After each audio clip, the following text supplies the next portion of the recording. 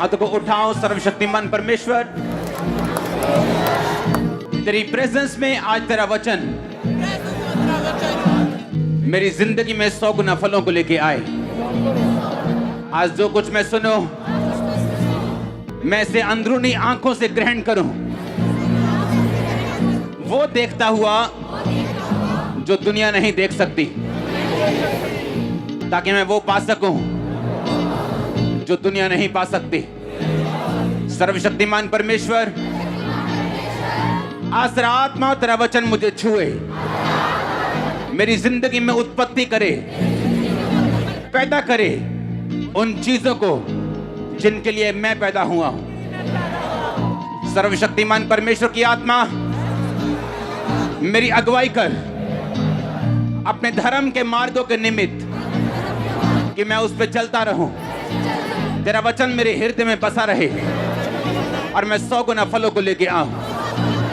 आज मेरा तेरे घर में आना, तेरी हजूरी में आना, मेरी बरकत का, मेरे छुटकारे का, मेरी चंगाई का, मेरे पूरे परिवार के उद्धार का कारण हो, यीशु मसीह के नाम में। सर्वशक्तिमान परमेश्वर, मैं बाकी के समय को आपके हाथों में सौंपता हूं। मैं जानता हूं तेरा आत्मा हमें चलाएगा और मैं तैयार हूं तेरी आत्मा की अगुवाई से चलने के लिए। बाइबल कहती, जहां कहीं परमेश्वर का आत्मा है वहां आजादी, वहां चंगाई है। अपने दोनों हाथों को उठा, बोलो, परमेश्वर की आत्मा, मैं तेरा स्वागत करता हूं, धन्यवाद करता हूं कि तू यहां पे मौजूद है। कहो, परमेश्वर की आत्मा, मैं तेरा थैंक्स करता हूं कि तू यहां पे मौजूद है और मैं विश्वास करता हूं,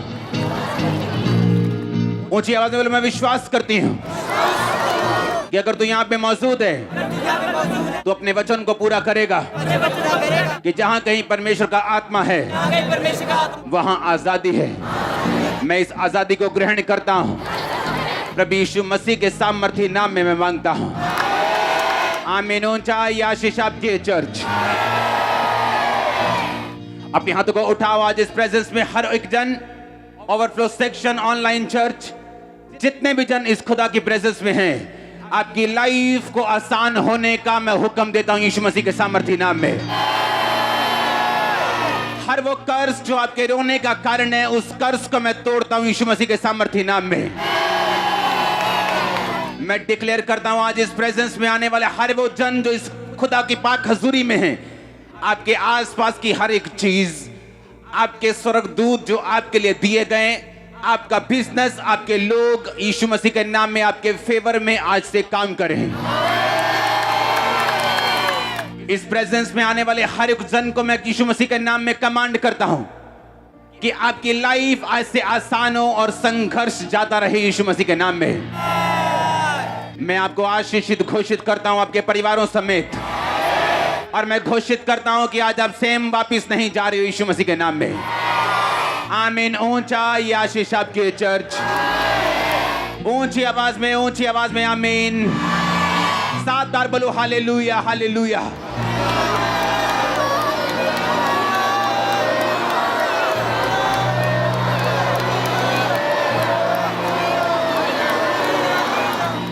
आमीन। स्वागत है यीशु मसीह की प्रेजेंस में।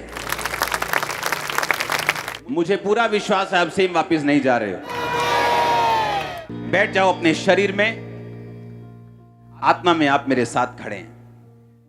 अपने पड़ोसी को बोलो, बिना वचन तू चंगाई को भी संभाल नहीं सकता। बिना वचन के तू बरकत पा तो सकता है लेकिन उसे संभाल नहीं सकता। बिना वचन के तू बरकत पा सकता है लेकिन हो सकता है तू नरक चला जाए। इसीलिए वचन को सुन, ताकि तू बरकत भी पाए, तू चंगा भी रहे और तू अनंत जीवन का अधिकारी भी रहे। प्रभु यीशु मसीह के सामर्थी नाम में हम मांगते हैं। याद रखो, जिस दुनिया में आप रहते हो, ये दुनिया एक फेक दुनिया है। क्या ये दुनिया? ये एक नकली दुनिया है। और अब जैसे जैसे ये दुनिया आगे बढ़ती जा रही है, ये और नकली होती जा रही है और करप्ट होती जा रही है और अंधेरी होती जा रही है, और जितनी जरूरत आपको 2 साल पहले थी परमेश्वर की, अब आपको 10 गुना ज्यादा जरूरत है परमेश्वर की। अगर आप इमेजिन, अगर आप एनालाइज करें, अगर आप देखें अपने आसपास, इस महामारी के आने के बाद और जो घटनाएं दुनिया में हो रही उसके बाद, अगर आप एनालाइज करें, अगर आप देखें, अगर आप अपने दिमाग को चलाएं, अब आपको परमेश्वर की ज्यादा जरूरत है। इस फेक दुनिया में जो प्रमाण मांगती है, जो चिन्ह मांगती है, जो व्यभिचार से भरी हुई है, इस फेक दुनिया में अब आपको परमेश्वर की ज्यादा जरूरत है। अब उतनी जरूरत है कि आप उसके वचन को इतना ध्यान से सुने और उस पर कान लगाएं, क्योंकि ये वचन पर कान लगाना और इसको ध्यान से सुनना, ये आपकी पास्टर की बरकत नहीं, ये आपकी बरकत का कारण है। अब जितना ध्यान आप 2 साल पहले लगाते थे, आपको उससे अधिक ध्यान देना होगा और उस पर चलना होगा। अगर आप उन चैलेंजेस से, उन चुनौतियों से पार आना चाहते हो, जो अब आपकी लाइफ में, जो अब इस दुनिया में, इस देश में, पूरी वर्ल्ड में जो चैलेंजेस, जो चुनौतियां चल रही है, अगर आपको उनसे पार आना है, आपको पहले से अधिक ध्यान देना होगा। पहला राजा 13 उसकी 28 और 29 आयत में लिखा, तब उसने जाकर उस जन का शव मार्ग पर पड़ा हुआ और गधे और सिंह दोनों को शव के पास खड़े हुए पाया, और यह भी कि सिंह ने ना तो शव खाया और ना ही गधे को फाड़ा। तब उस बूढ़े नबी ने परमेश्वर के जन का शव उठाकर गधे पर लाद दिया और उसके लिए छाती पीटने लगा और उसे मिट्टी देने लगा और अपने नगर में लौटा ले आया। बाइबल कहती है, एक यंग प्रॉफिट, एक जवान परमेश्वर के जन को परमेश्वर ने कहा, जा और उस राजे को बता कि उसने पाप किया और मैं उसके घराने को खत्म कर दूंगा। यंग प्रॉफिट गया और परमेश्वर ने कहा, तू रास्ते में ना तो पानी पिएगा, ना तो वहां रोटी खाएगा। जैसे ही राजा को तू मैसेज दे देगा, तू वहां से वापस भाग के आ जाएगा, और जिस रास्ते से जाएगा उस रास्ते से तू वापस नहीं आएगा, कहीं और से जाएगा और कहीं और से आएगा। क्योंकि परमेश्वर को मालूम था, अगर ये इस रास्ते से जाएगा और इतना बड़ा मिरेकल करेगा और वापिस जब इसी रास्ते से आएगा, तो लोग हाय हेलो करेंगे, इसको बिठाएंगे, इसको खाना खिलाएंगे, इसको डिस्ट्रैक्ट करेंगे। परमेश्वर ने कहा, जिस रास्ते से गया उस रास्ते से मत आना, किसी और रास्ते से आना, रास्ते में रोटी नहीं खाना, पानी नहीं पीना। और बाइबल कहती है, जब वो राजा के पास गया और राजा ने जब उस नबी को उसका मैसेज सुनकर गुस्सा किया और अपना हाथ बढ़ाया कि इसे पकड़ लो और मार दो, जैसे ही राजा ने अपना हाथ बढ़ाया, उसका हाथ खड़ा हो गया, उसको लकवा हो गया, और राजा को यकीन आ गया कि ये नबी परमेश्वर ने है, खड़ा किया। और राजा ने उस नबी की बात को सुना और नबी वापिस जा रहा। लिखा है, एक बूढ़ा नबी उसके पास आके बोलता है, कहता कहां जा रहा है? उसने कहा, वापिस जा रहा हूं। उसने कहा, परमेश्वर ने मुझे मैसेज दिया तेरे लिए कि आ तू रोटी खा और पानी पी। और वो डिस्ट्रैक्ट हो गया और उसके घर जाके उसने खाना खाया और पानी पिया, और परमेश्वर का वचन पहुंचा, तूने मेरी आज्ञाओं को तोड़ा, अब तू जीवित नहीं रहेगा। और वो रास्ते में बाइबल कहती जा रहा था, गधे के ऊपर एक शेर निकला, उसने उसको मार दिया। और जब वो बूढ़ा नबी आके उसकी लाश को देखता है, तो शेर ने ना तो उसको खाया, ना ही गधे को मारा, और गधा उसके पास खड़ा था और जवान नबी मरा हुआ था। क्योंकि शेर जब भी शिकार करता है वो खाने के लिए करता है। शेर कभी भी शिकार नहीं करता अगर उसको भूख नहीं लगी, यहां तक कि अपने आसपास के जानवरों को वो छोड़ देता है, उन पे अटैक नहीं करता अगर उसको भूख ना लगी हो। और जब शेर को भूख लगती है वो तभी अटैक करता है। इस बात का यह सबूत था कि वो शेर परमेश्वर की ओर से आया और उसने उस नबी को मार दिया। अगर आप इसको अगली आयत को पढ़े, 29 आयत को, तो बाइबल कहती है उसके लिए वो छाती पीटने लगा। कौन सा प्रॉफिट छाती पीटने लगा उसके लिए? अरे उसी ने तो उसको मरवाया था, लेकिन बाइबल कहती है उसके लिए वो क्या करने लगा? वो छाती पीटने लगा। और जब लोग उसको देखते होंगे छाती पीटते हुए, और यही सोचते होंगे कि ओ ये कितना दुखी है, ओ कितना दुखी है ये परमेश्वर का, देखो कितना दुखी है बेचारा, देखो कितना इसको दुख लगा है। और लोगों को यही नहीं पता कि यही इसका किलर है, यही इसका कातिल है, और यही इसको डिस्ट्रैक्ट करने वाला है। आप एक ऐसी दुनिया में रहते हैं जहां कोई भी आपको डिस्ट्रैक्ट कर सकता है। जब तक आपकी आंखें, आपका दिमाग पूरी रीति के साथ, पूरी डिजायर, पूरी इच्छा, पूरे तन, पूरे मन के साथ आपका ध्यान अगर परमेश्वर के वचन पे नहीं लगा हुआ, तो शैतान, बाइबल कहती है, आपको फाड़ने के लिए और खाने के लिए तैयार है। इसलिए मैंने कहा, आप एक फेक दुनिया में रहते हैं। आप ऐसी फेक और नकली दुनिया में रहते हैं जहां आपको यह मालूम नहीं कि जिन लोगों के लिए लोग रो रहे हैं वही उनके कातिल हैं। आपको कुछ नहीं पता क्या हो रहा है दुनिया में। जो लोग देखते आए होंगे बोलते होंगे, हो कितना दुखी है, कितना दुख लगा है इसको, और कितना रो रहा है देखो ये। लेकिन उनको मालूम नहीं कि यही उसका कातिल है। इसी ने झूठ बोला था कि परमेश्वर ने मुझे कहा आ मेरे साथ रोटी खा पानी पी, और उस जवान नबी को उसने मरवा दिया। और जवान नबी को मालूम था कि परमेश्वर अपनी इच्छा को ऐसे नहीं बदलता। उसे मालूम था बिलाम की स्टोरी को परमेश्वर ने उसे मना किया जाने के लिए, लेकिन वो अपनी इच्छा शक्ति से फिर गया। अपने ढीठ पुणे के कारण बार बार परमेश्वर को पूछता गया, प्रभु मैं जाऊं, जबकि उसे मालूम था प्रभु एक बार मना कर चुके हैं। उसे मालूम था ये परमेश्वर की मर्जी नहीं है कि मैं रोटी और पानी खाऊं, लेकिन पेट, लेकिन भूख, लेकिन शरीर की इच्छाएं, लेकिन वो अभिलाषाएं, वो शरीर की, वो आंखों की, वो जीविका की, वो पैसों की, उसको डिस्ट्रैक्ट कर दिया और वो मारा गया। अगर आप इस दुनिया के धोखे से बचना चाहते हो, अब आपको उतना ध्यान वचन पर लगाना होगा जितना आपने अपनी लाइफ में कभी नहीं लगाया। अगर आप बचना चाहते हो अब इस दुनिया में जहां अंधेरा बढ़ चुका है, आपको इतना ध्यान लगाना होगा जितना आपने कभी नहीं लगाया। यीशु मसीह, बाइबल कहती है, एक जगह अपने चेलों के साथ आ रहे थे, मिरेकल करके, बड़ा चमत्कार करके लोगों को 5-5 हजार लोगों को खाना खिला के, 5 रोटियां 2 मछलियां 5,000 लोगों को, यानी 5,000 बंदों को, यानी 20,000 लोगों को खिला के आ रहे थे। तो बाइबल कहती 5,000 पुरुष थे और स्त्रियां और बच्चे भी थे। तो 20,000 लोगों को खिला के यीशु मसीह आ रहे और चेलों को बोला कि फरीसियों के खमीर से चौकस रहना। और चेलों का दिमाग अभी भी रोटी पे लगा हुआ था। कहते परमेश्वर हम तो रोटी नहीं लेके आए, तो खमीर कहां से, चौकस कहां से रहेंगे? जबकि परमेश्वर ने उन्हें ये चौकस रहने के लिए क्या कहा था कि फरीसी जो कुछ बोलते हैं चौकस रहना। क्योंकि अब वो टाइम आ चुका है कि तुम्हें बड़ा ध्यान रखना होगा कि तुम क्या सुनते हो और तुम किससे सुनते हो। इसलिए अगर आपके पास परख का आत्मा नहीं है तो आप डिस्ट्रैक्ट हो सकते हैं, आपका ध्यान भटक सकते हैं, शैतान उसका फायदा उठा सकता है। यीशु मसीह ने कहा फरीसियों के कपट रूपी खमीर से चौकस रहना। चौकस रहना वो क्या बोलते हैं, उनकी बातों का यकीन मत करना, क्योंकि अगर आप सबकी बातों को सुनेंगे आप मिस कर जाएंगे परमेश्वर आपसे क्या कह रहे हैं। क्योंकि शैतान यूज कर सकता है आपके करीबी लोगों को, वो यूज कर सकता है इन्फ्लुएंस वाले लोगों को, वो यूज कर सकता है हाई कुर्सी पे बैठे लोगों को, आपकी जिंदगी को भटकाने के लिए परमेश्वर के वचन से। क्योंकि बाइबल कहती परमेश्वर के वचन पर आप केवल अड़े और खड़े रह के, आप फोकस रख के, ध्यान लगा के ही खड़े और अड़े रह के रिजल्ट ले सकते, नहीं तो नहीं ले सकते। इसलिए यीशु मसीह को बड़ी चिंता थी कि तुम लोग क्या सुनते हो। क्योंकि जो चेले लोगों की बातें ज्यादा सुनते थे, बाइबल कहती वो सारी दुष्ट आत्माएं नहीं निकाल पाए, पर पतरस, याकूब और यूहन्ना वो सब काम कर सकते थे जो यीशु मसीह कर सकता था। चौकस रहो तुम क्या सुनते हो। यहां से जाने के बाद तुम्हारे दोस्त तुमको क्या बोलते हैं, तुम्हारी सहेलियां कैसी हैं, तुम्हारे दोस्त कैसे हैं, तुम्हारे रिश्तेदार कैसे हैं, वो लोग तुमसे क्या कहते हैं। क्या वो ऐसी बातें बोलते हैं जो मत तुम्हारे विश्वास को कम करें? तो ध्यान रखो ये तुम्हें भटकाने के लिए।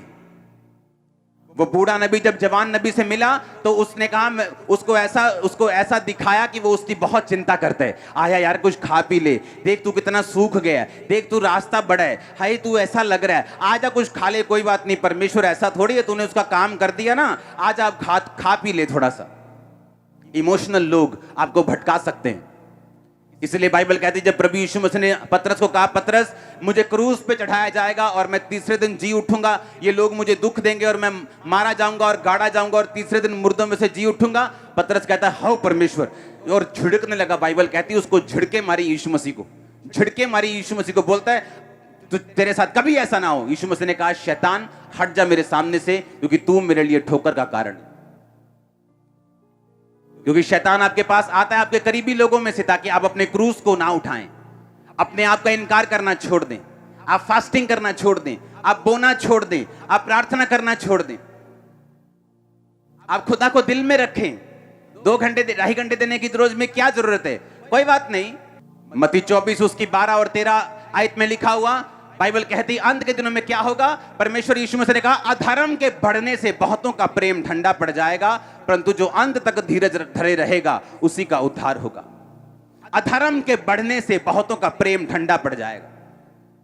यीशु मसीह ने कहा जब एंड डेज होंगे अधर्म बढ़ जाएगा और बहुतों का प्रेम ठंडा पड़ जाएगा। पुराने टाइम में अगर किसी ने गंदा सीन देखना होता था तो जब वो लाइनें लगती थी सिनेमा के बाहर कि इस फिल्म में एक गंदा सीन है, सारा यूथ इकट्ठा हुआ है कि इस फिल्म में एक सीन है जी, फलानी फिल्म है जी, इस फिल्म में एक सीन है, उसको देखते कभी ऐसा सीन मिलता था। आज आपको गंदा सीन देखने के लिए कहीं जाने की जरूरत नहीं, अपनी फेसबुक खोल लो, आपको गंदा सीन मिल जाएगा। इसीलिए मैं सोशल मीडिया पे अब नहीं हूं। क्यों? क्योंकि बाइबल कहती अंत के दिनों में अधर्म बढ़ेगा। जो गंदा सीन लोग सीडी मंगा के देखते थे, आज वो फेसबुक ऐसे ऐसे ही खोलते जाओ, आपको मिलते जाएंगे और आपको लगता है कि ये तो आज की दुनिया है। ले नहीं, बाइबल कहती अधर्म बढ़ जाएगा और बहुतों का प्रेम ठंडा पड़ जाएगा। क्यों? क्योंकि बाइबल कहती है लास्ट के दिनों में अधर्म बढ़ेगा और प्रेम ठंडा होगा। जब भी शैतान आपको भरमाता है, आपको यीशु मसीह से पीछे लेके जाता है, वो कभी भी एकदम ऐसा नहीं करता, वो धीरे धीरे करता है। एक छोटा सा काम, एक छोटी सी कमी, उससे वो शुरू करता है। जैसे बोलते हैं ना, तू यार पैर रख ले, अब बैठन की जगह बना लांगे। तो पैर रख ले, हम घर बनाने की जगह खुद ब खुद रख लेंगे, तो बस पैर रख ली वहां। तू हॉल में अंदर एंटर हो जाए, मेन हॉल में बस अपनी बाइबल रख दी, हम बैठने की जगह अपने आप बना लेंगे। ऑनलाइन चर्च उन लोगों के लिए है जो बाहर बैठे हैं, जो बॉम्बे में बैठा है, हर संडे नहीं आ पा रहा, जिसकी वाइफ आना चाहती है और हस्बैंड बहुत तगड़ा शराबी है, मारता है, कूटता है, जो उसको आने नहीं दे रहा, वो अविश्वासी। उन लोगों के लिए ऑनलाइन चर्च है। आपको ऐसा लगता है कि मैं आपको इसलिए कह रहा हूं कि यहां चर्च में लोग नहीं है? नो। अगर आप पहले मेन हॉल दिखाओ, ओके, ओवरफ्लो दिखाओ जल्दी जल्दी से, टाइम नहीं। ये अभी की चर्च है, ये अभी की चर्च है, ये राइट नाउ। ये ओवरफ्लो सेक्शंस हैं सभी जो आप स्क्रीन पे देख रहे हो। रुको चलने दो। ये सारे ओवरफ्लोज हैं अभी जितने आप देख रहे हो, ये सारे ओवरफ्लो सेक्शंस है चर्च के। गुरदासपुर चर्च दिखाओ, हाँ दिखाओ। सुनो मेरी बात, मैं इसलिए नहीं कह रहा हूं कि मैं आपको चर्च में लाना चाहता हूं। यहां चर्च ऑलरेडी फुल है। जितने चर्च के सेक्शन हैं आज, जितनी चर्च की ग्राउंड्स हैं, सारी भर चुकी हैं। चर्च के पास जगह नहीं है बिठाने की। लेकिन सुनो मेरी बात, मैं क्यों आपसे कह रहा हूं। बाइबल कहती अंत के दिनों में अधर्म बढ़ जाएगा और बहुतों का प्रेम ठंडा पड़ जाएगा। और ठंडा ऐसे नहीं कि वो यीशु मसीह का इनकार कर देंगे, मतलब घर में बैठे हैं, हाँ ले आई यार दाल, ले आई यार, भुख लगी यार, और कोई नहीं हले वचन आने वाला, चाह तू हले वर्शिप चलती कोई नहीं। अब दालें चल रही हैं, परोंठियां चल रही हैं घर पे। अब वचन के टाइम पे ज्यादा ध्यान दिया जा रहा है, वर्शिप के टाइम पे नाश्ता चल रहा है, बीवी कुकर की सीटियां मार रही है, बेटा नहा रहा है और छोटी बेटी पॉटी कर रही है, ये घरों में चल रहा है और शर्म आनी चाहिए। ऑनलाइन चर्च उन लोगों के लिए है जिनको पास रियल रीजन है, जो खुदा को कह सकते हैं परमेश्वर देख मैं दूर रहता हूं, मैं 5000 किलोमीटर दूर रहता हूं, मैं नहीं जा पाऊंगा, लेकिन मैं तेरे वचन से दूर नहीं रहना चाहता। उन लोगों के लिए नहीं है। अगर आज रात को इन लोगों को हार्ट अटैक हो जाए, तो रात को 2 बजे अगर हार्ट अटैक हो, 2:15 में ये गाड़ी के अंदर बैठे होंगे और हॉस्पिटल पहुंचे होंगे। लेकिन चर्च के लिए एक ऑटो ढूंढने में इनको 3 हफ्ते लगते हैं कि ऑटो वाला नहीं मिला। इसलिए परमेश्वर ने कहा अंत के दिनों में, लिखो, अधर्म के बढ़ने से बहुतों का प्रेम ठंडा पड़ जाएगा। उसने ये नहीं कहा प्रेम खत्म हो जाएगा, उसने ये नहीं कहा वो यीशु मसीह का इनकार कर देंगे, उसने ये नहीं कहा कि वो यीशु मसीह को भूल जाएंगे, उसने ये नहीं कहा, उसने कहा प्रेम ठंडा हो जाएगा लोगों का।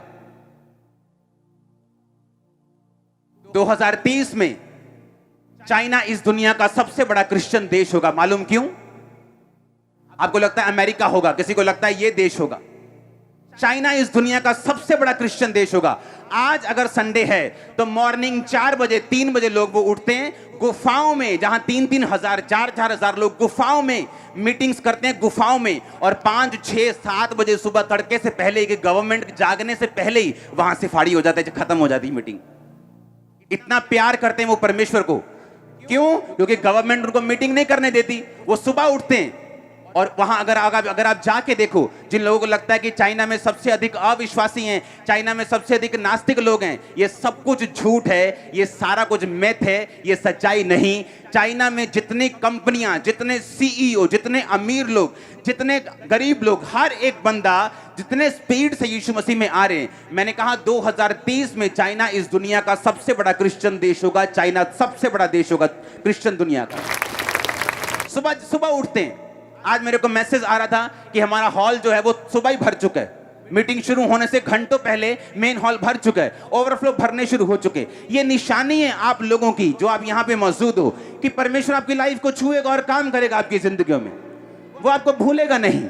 आप मेरी एग्जाम्पल देख लो, मेरी मेहनत देख लो, और लोग मुझे मूर्ख बोलते थे। यहां तक कि मेरे साथ काम करने वाले दूसरे क्रिश्चियन यूथ मुझे मूर्ख बोलता था कि इसको पैसे की कदर नहीं है, पैसे उड़ाता है यीशु मसीह के लिए, इसको अपनी लाइफ की कदर नहीं है, देखो कैसे रोजे रख रख के शक्ल बिगाड़ ली। लेकिन बाइबल कहती है, मेरे प्रिय भाइयों, हियाव बांधो, दृढ़ रहो, क्योंकि तुम जानते हो मसीह में की गई मेहनत तुम्हारी कभी व्यर्थ नहीं जाती। वो कभी व्यर्थ नहीं जाती। ये कौन कह रहा है? मैं नहीं कह रहा हूं, यीशु मसीह आपसे कह रहा है। अगर तुम मेहनत करोगे, व्यर्थ नहीं होगी तुम्हारी मेहनत। अगर आज तुम चर्च में मौजूद हो, और मैं आपको बता देता हूं, जितनी अनॉइंटेड चर्च होगी, जितनी सामर्थी चर्च होगी, जितना खुदावंद का वचन और मसा वहां काम करेगा, उतना ही शैतान आपको तंग करेगा उस चर्च से दूर करने के लिए।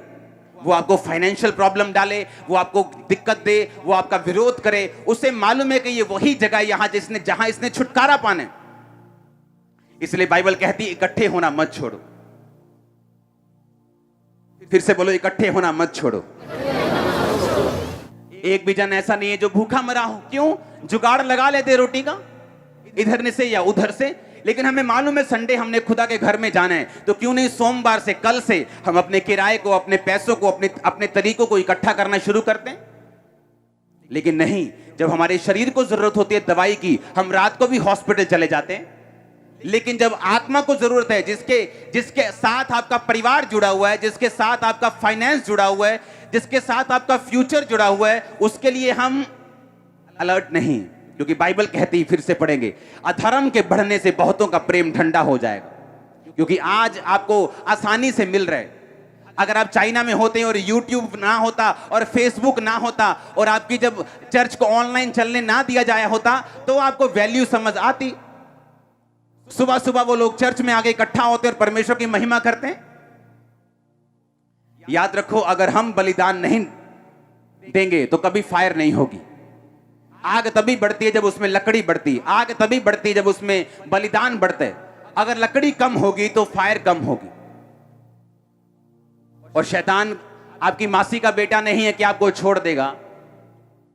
आप जितना अच्छे हैं वो उतना अधिक अटैक करेगा, आप जितने भले हैं वो उतनी टेढ़ी निगाह से आपको देखेगा, क्योंकि उसका काम है अच्छों को, भलों को खत्म करना। जो लोग अच्छी तरह लोग बोलते हैं मैंने क्या कसूर किया है, मैंने किसी का बुरा नहीं किया, मैंने किसी को माड़ा नहीं बोला, मैंने किसी का नुकसान नहीं किया, मेरे साथ ऐसा क्यों हुआ? तभी तो हुआ। बाइबल कहती वो अच्छे लोगों को खत्म करने की कोशिश करते हैं।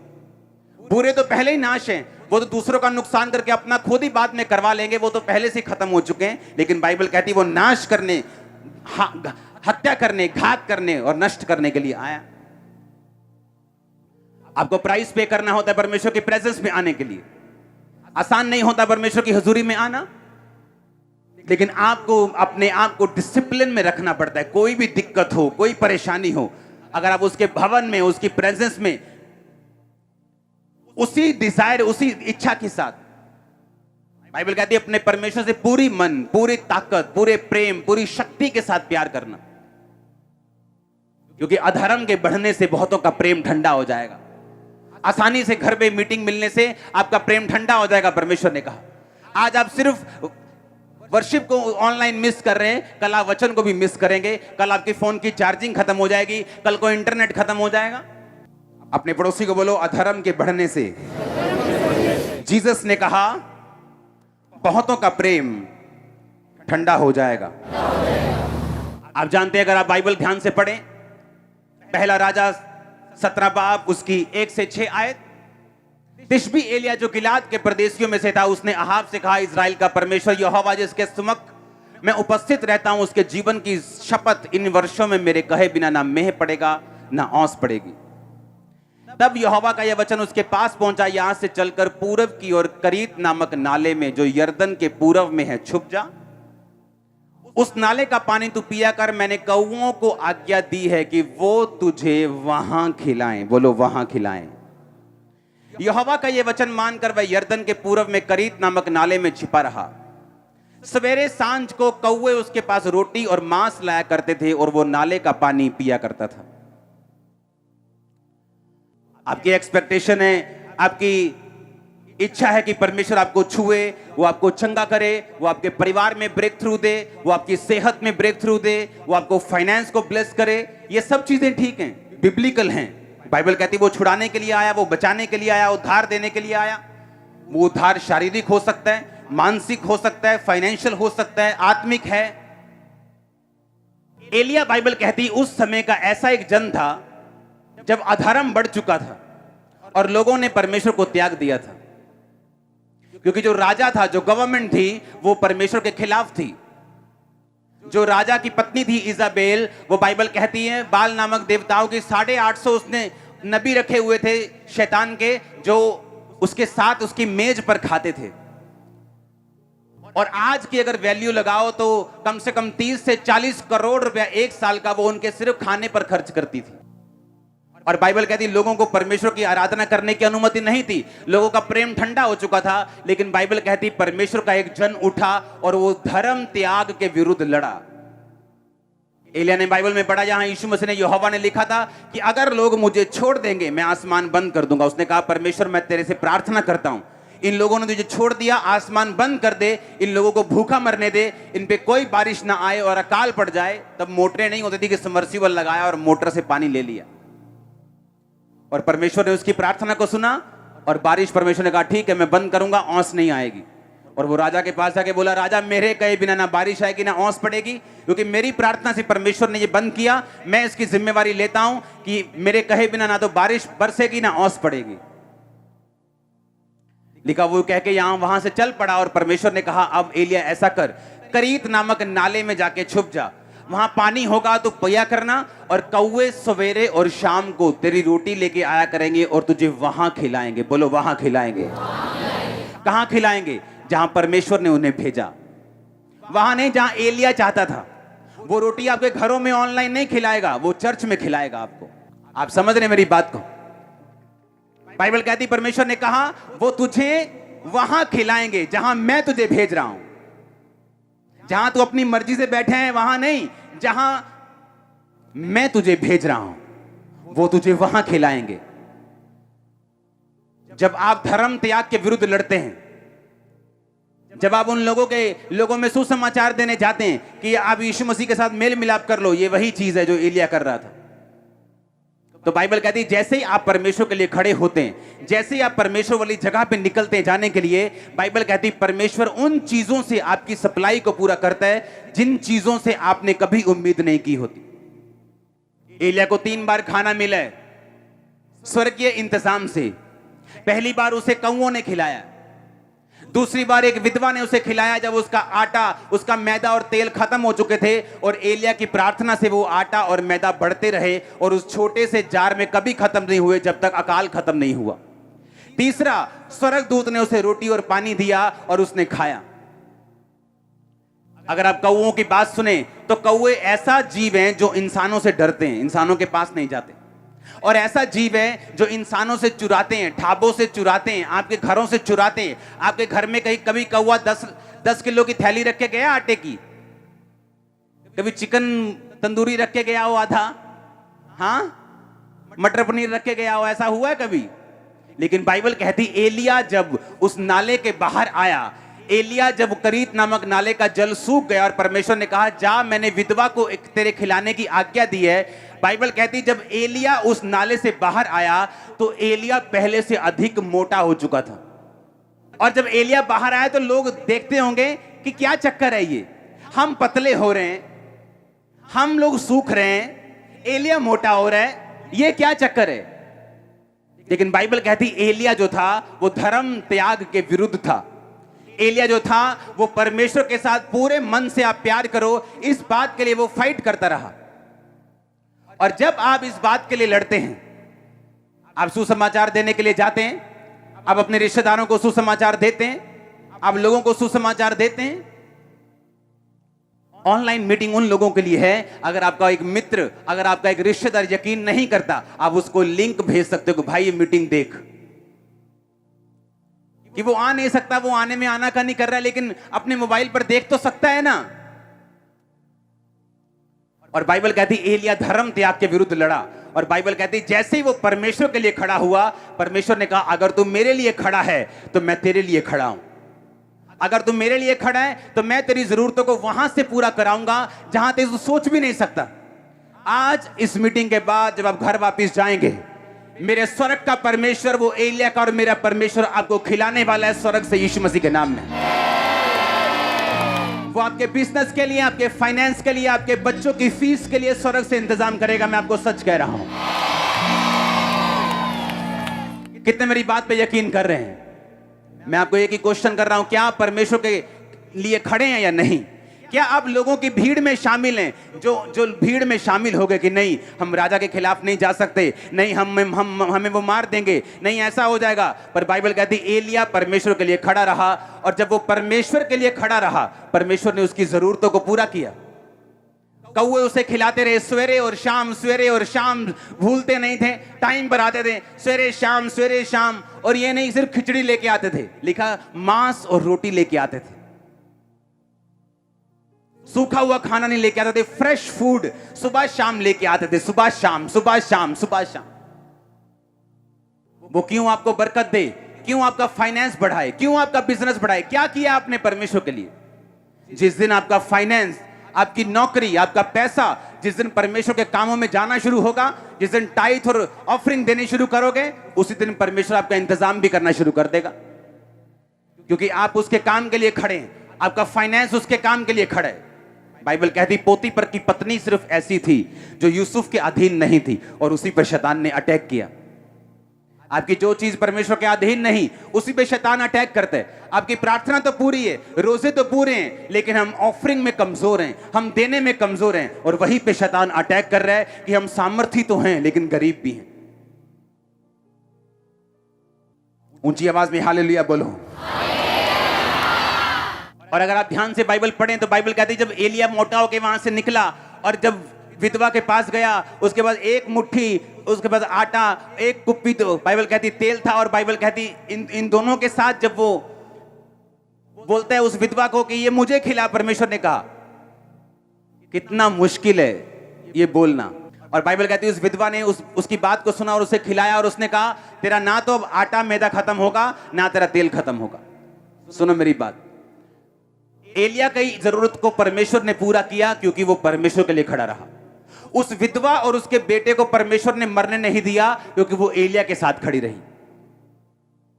आज उस वही कलीसिया कामयाब है कि जिसका पास्टर खुदा के साथ खड़ा है, बावजूद दिक्कतों के, बावजूद मुश्किलों के वो खड़ा रहा, और उसकी कलीसिया उस पास्टर के साथ खड़ी है। तभी आप कामयाब हो सकते हैं।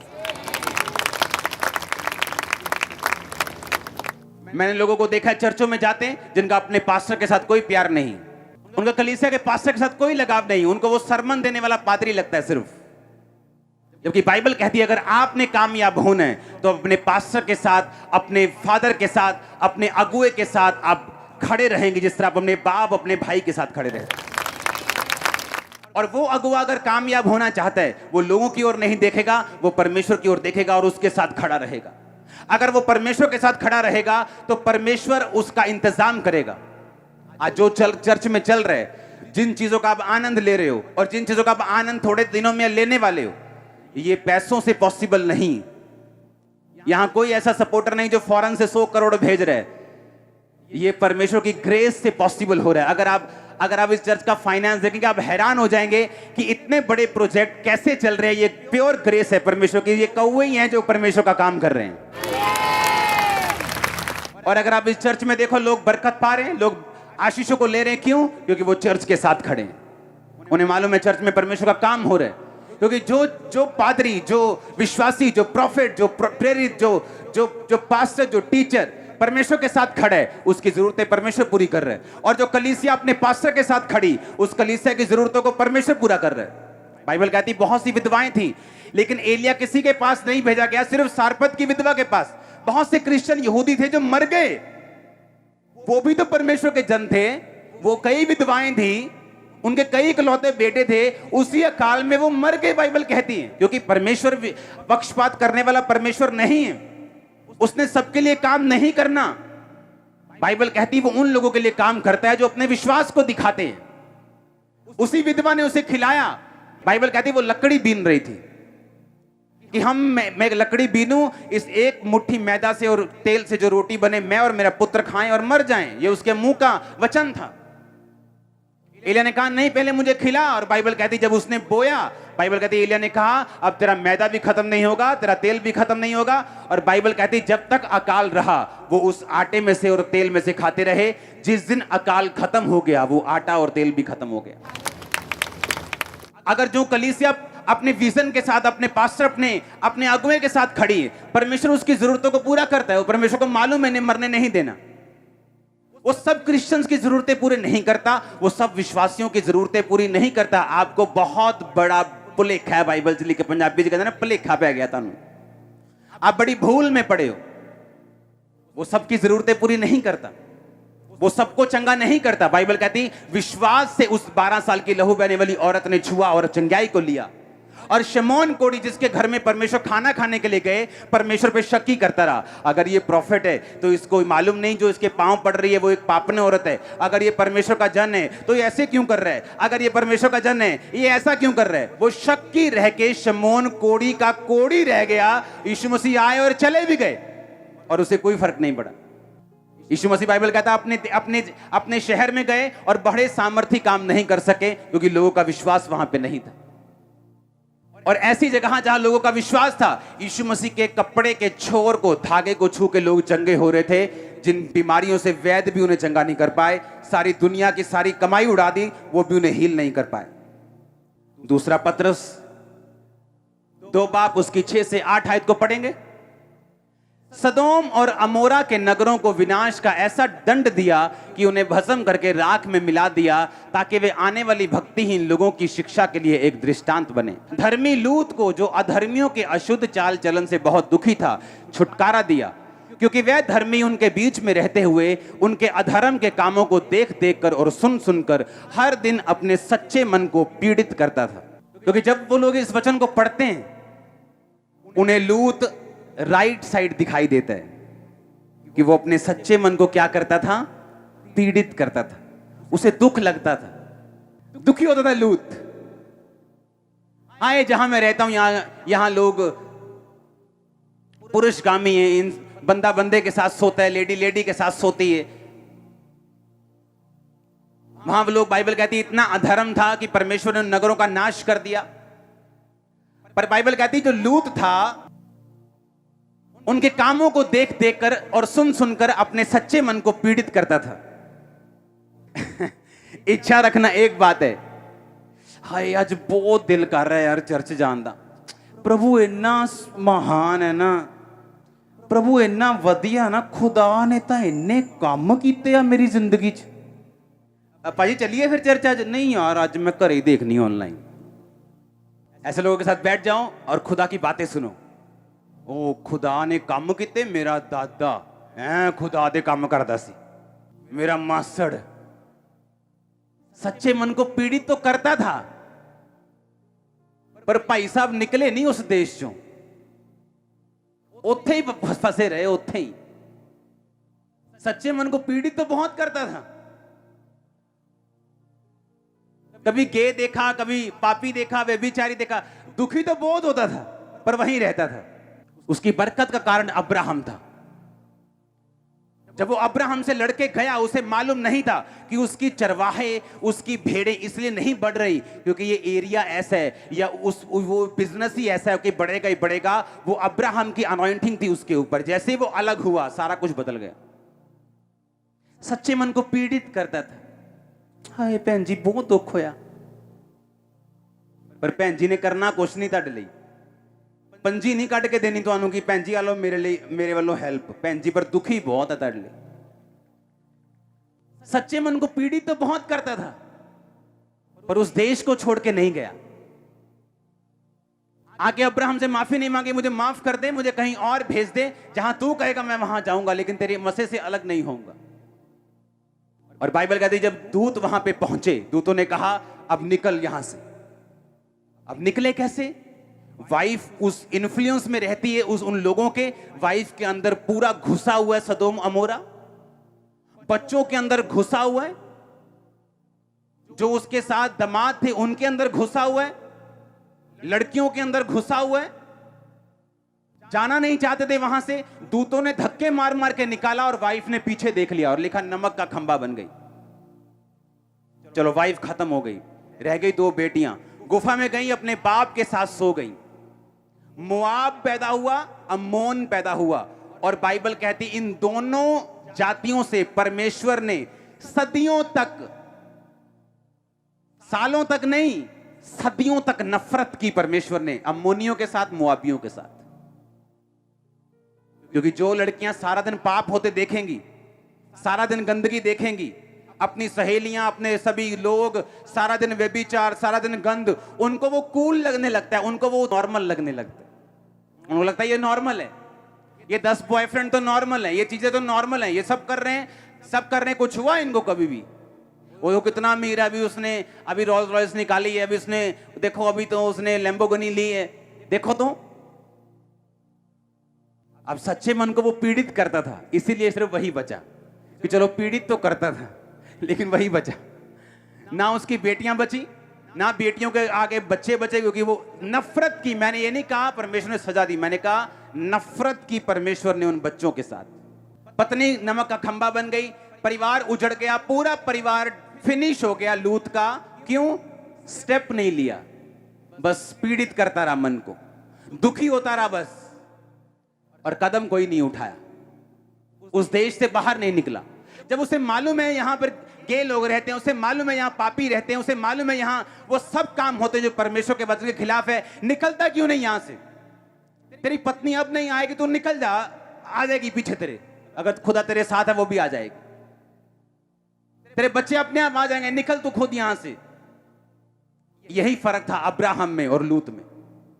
परमेश्वर ने कहा मैं अब्राहम को आशीष दूंगा, क्योंकि मैं जानता हूं अब्राहम अपने बाद अपने घराने को आज्ञा देगा कि वो यहोवा की आज्ञाओं को माने। अब्राहम कड़क था, उसे मालूम, अपने बेटों को, उसने बेटे को समझाया हुआ था कि बेटा मैं तेरा बाप हूं तब तक जब तक खुदा तेरा बाप है। जिस दिन वो तेरा बाप नहीं है, मैं भी तेरा बाप नहीं हूं। मेरे नौकरों के समान रहना, मेरी प्रॉपर्टी की इच्छा मत रखना। सख्ती, स्टेप लेना। और इसलिए हम कहते हैं अब्राहम, इसहाक, याकूब के परमेश्वर, लूत का परमेश्वर नहीं। किसका परमेश्वर? अब्राहम, इसहाक और ऊंची आवाज में याकूब का परमेश्वर। हालेलुया, जोर से बोलो हालेलुया। सच्चे मन को क्या करता था वो? पीड़ित करता था। पर भाई साहब निकले नहीं वहां से, बस पीड़ित ही करते रहे मन को। कि आज बिजनेस डाउन है, पीड़ित कर लिया मन को, लेकिन चर्च नहीं गए, बस पीड़ित कर लिया मन को। वो वचन के डूअर्स को, वचन के मानने वालों को, चलने वालों को, सिर्फ सुनने वालों को नहीं, वो वचन पे चलने वालों को आशीष देता है। आमीन। कान खुल रहे हैं कि नहीं खुल रहे हैं? और ये आप लोगों की बरकत के लिए हो रहा है, क्योंकि जैसे ही आप यहां से वापस जाएंगे, आप दरवाजों को खुलता हुआ पाएंगे। जो दरवाजे शैतान ने बंद किए हुए हैं, आप देखो तो सही। अगर आप परमेश्वर के लिए खड़े हैं या उसके दास के लिए खड़े हैं, उस विजन के लिए खड़े हैं जो परमेश्वर ने दिया हुआ है, ऐसा हो नहीं सकता कि हेवन आपकी सप्लाई को पूरा ना करे।